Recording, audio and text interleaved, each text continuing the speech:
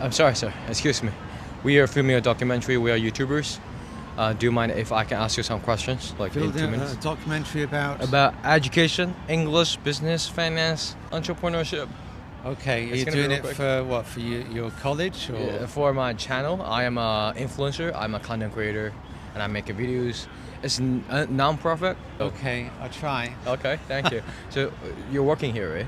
It's a business trip So which industry are you putting your career in? Like, in financial services. as the majority of the individuals, like they don't have too much financial knowledge. So any useful suggestions you want to share with the people who want to improve their financial knowledge? I think the important thing is common sense. Really, spend within your means and be careful about getting into debt. Of course, if you want to buy somewhere to live, probably you need to borrow money for that. Most people do. But be careful, try to avoid borrowing money for any other purpose, because as a young person, really you should be trying to save money. Build up your savings, not build up your debt. I see. Yeah. Really smart. Okay.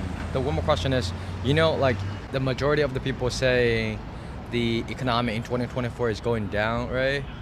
And any strategies on finance that we can make to make a long and a lasting, like I would say, the cash flow or income?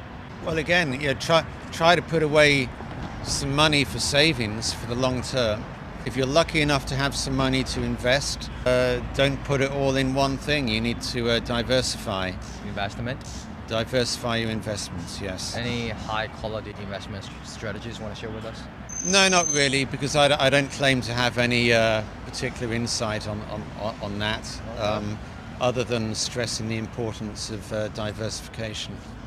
How many years you been working in this industry? About 12 years. 12 years. Financial services generally has been most of my career, so that's more like about 30 years. Oh, that's phenomenal. Yeah. What is the biggest lesson you ever learned from like your industry, from your career? Work hard, be determined to deal with the challenges that you come up against, be loyal to your company and your boss.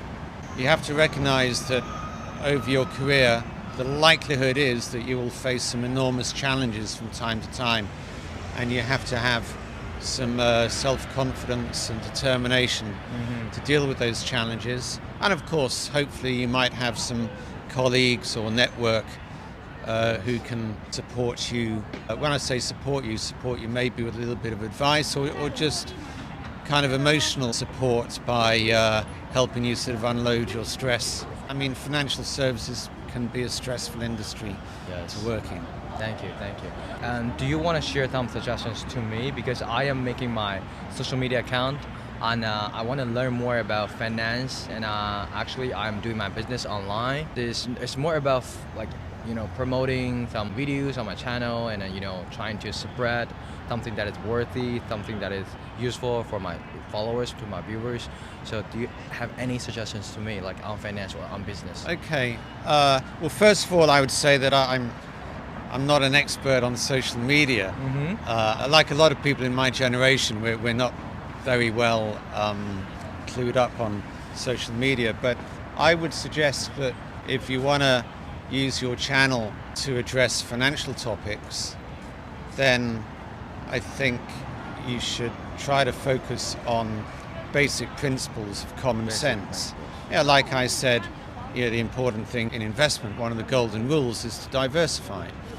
And I would hope that if you focus on those kind of basic principles, which I think to a large extent are common sense, hopefully that will ring true with people, and your audience, I hope, would appreciate that. Do you mind sharing like one of the most useful, like you said, the common sense, the knowledge you want to share with my followers? Well, apart from diversification, I think you try to keep things relatively simple. As a private individual, you're unlikely to have the ability, for example, to profitably trade stocks like day trading.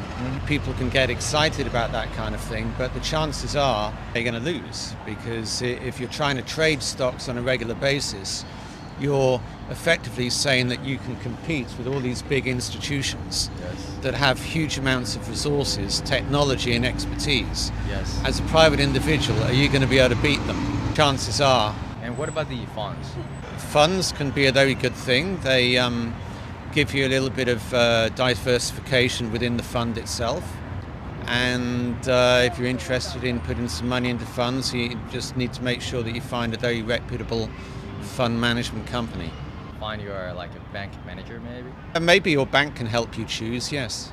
Yeah. How would you define the high quality assets, especially in this current situation? Real estate? Real estate? Real estate, yes. Yeah, possibly.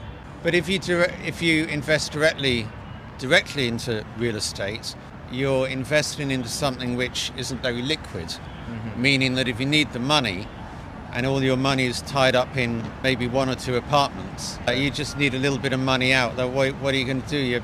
You maybe need to sell one of those apartments, which might be more money than you need, and it may not be the right timing for the market.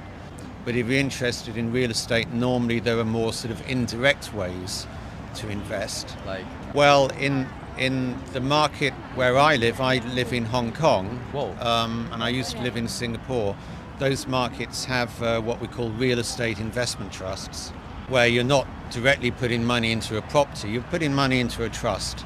And that trust will itself have quite a diversified portfolio, normally of commercial property, not residential, it's normally commercial property. So what is the biggest difference between Hong Kong and Shanghai, like as a financial server or working in the finance industry? What do you think is the biggest difference between Hong Kong and Shanghai? Well, in terms of potential, honestly, I'm not sure that I could reliably pinpoint a big difference. Here in Shanghai, I guess the financial system is still developing, but developing very quickly. It's nice to see when I come to Shanghai a lot of young people working in the financial services industry. In Hong Kong, it's a little bit more mature, I guess. Both have their advantages and disadvantages, pros and cons, yeah. So as an individual who is not really familiar with finance, right, how we can deal with, or any plans about finance or any strategies about finance you want to share with the people who are facing to like unexpected, for example, medical emergencies? I see. Or the people who are changing their jobs? Well, for emergencies, medical emergencies, I think the main answer there is to make sure you've got some adequate health insurance. Changing jobs, well, I mean, you just got to take a lot of care over what job you want to change to. We have an expression in English, and I imagine there's probably an equivalent expression in Chinese. Very often the grass looks greener on the other side of the fence, meaning that another opportunity looks good, but it doesn't always mean it's good in reality. So if people are thinking of changing job, they're going to need to do their research pretty well into the company they're thinking of moving to. Really, really smart. I would say thank you for words and Pleasure. Experience. Thank you for sharing. Do you mind telling me like what's your name? It's Andrew. Andrew. I'm Yes. Jackson. Nice to meet you, Mr. Jackson, Mr. very Andrew. nice to meet Mr. you Andrew. as well. Do you have Instagram or Facebook or any social media? Do you mind? No, Thank you for your words, because I can feel that the majority of the younger generation can feel a lot of inspiration and wisdom from your speech, from your words. I hope so. Really, I really appreciate it. Okay, All thank right, you. So.